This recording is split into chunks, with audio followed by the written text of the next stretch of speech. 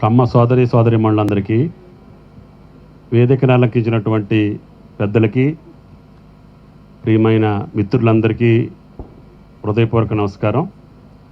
ఈరోజు ఆఖరి ఆదివారం కావటాన జిల్లాలో అన్ని చోట్ల కూడా మన వాళ్ళతోటి పాటు వేరే కులాలు కూడా ఈ వన సమారాధన వనభోజన కార్యక్రమాలు జరుగుతున్నాయి. కాబట్టి అందరి దగ్గర కనపడాల్సిన అవసరం ఉంది.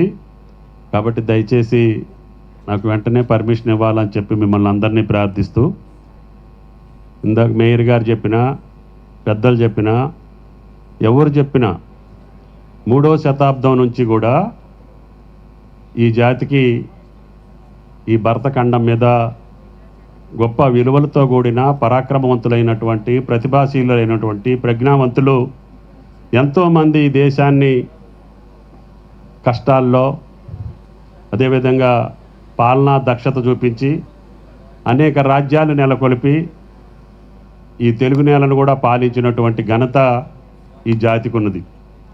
కాకతీయులే కాకుండా తర్వాత వచ్చినటువంటి మహాప్రభులు, అదేవిధంగా స్వాతంత్ర ముందు కూడా కొంతమంది ప్రముఖులు, తర్వాత కూడా మనవాళ్ళు అన్ని రంగాల్లో, రాయల్ గారు చెప్పినట్లుగా ముందు వ్యవసాయ జాతి అయినా ఆనాడు వృత్తి ప్రకారంగా కులాలు ఏర్పడ్డా కాలమాన పరిస్థితుల్లో, ప్రపంచీకరణ నేపథ్యంలో అవన్నీ చెరిగిపోయి అందరూ అన్ని వృత్తులు చేసుకునే అవకాశం వచ్చింది.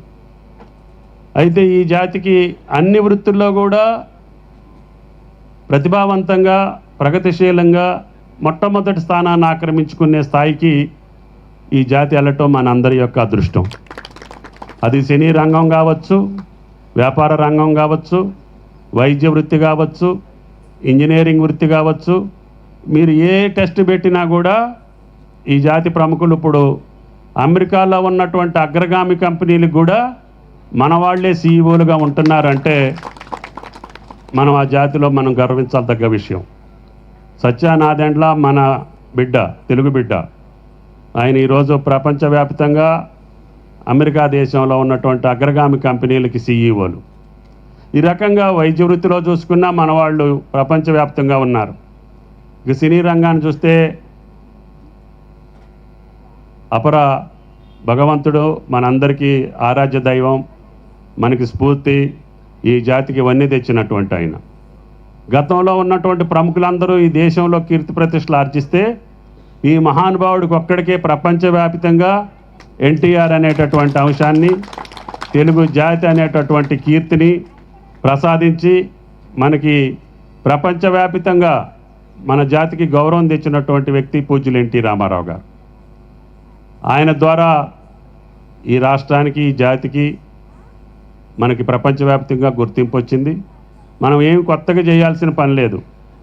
పూర్వీకులు మనకి ఇచ్చినటువంటి సంస్కృతిని, సంప్రదాయాన్ని, కీర్తిని, ప్రతిష్టని దెబ్బతినకుండా ఏ రంగంలో ఉంటే ఆ రంగంలో నిజాయితీగా, నిర్భీతిగా జాతి కోసం, ప్రజల కోసం, అన్ని వర్గాల కోసం, మతాల కోసం, ప్రాంతాల కోసం, కులాల కోసం కష్టపడి పనిచేసేటటువంటి జాతి కమ్మ జాతి.